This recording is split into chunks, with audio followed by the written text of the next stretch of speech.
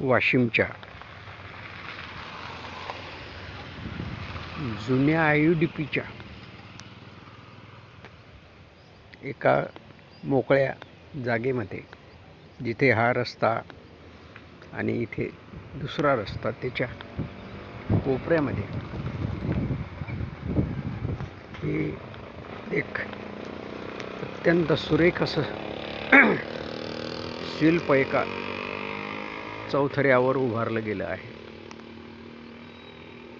अगदी चौथराही सुरेख केलेला आहे. स्टीलचे बार लावलेले आहेत, स्टीलच्या साखळ्या आहेत आणि हे शिल्प अतिशय अर्थपूर्ण असं आहे. 2 हाताच्या ओंजळीत बाळ, पण आता हे लक्षात नाही येत की हे बाळ मुलगी आहे की मुलगा आहे. आणि त्याला सुरक्षा देणारे जे हात आहेत ते त्याच्या आईचे आहेत का? जर आईचे असते तर हातात बांगड्या असत्या. मग हे सुरक्षा देणारे हात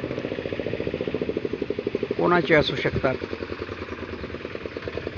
कदाचित आरोग्य विभागाचे, असं याचं उत्तर येऊ शकतं. पण मग आरोग्य विभागामार्फत हे शिल्प उभारलं गेलं नाही. हे इथल्या नगर परिषदेने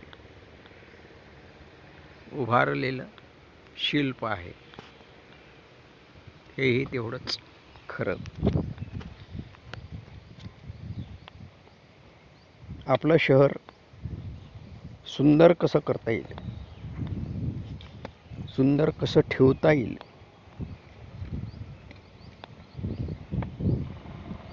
याचा हा प्रयत्न आहे. या बाजूनं आपल्याला असं येते की त्या 2 हातांच्या ओंजळीत हे बाळ अगदी बिनधास्तपणे झोपलेलं आहे. त्याला कशाचीही काळजी, चिंता वाटत नाही. अलीकडे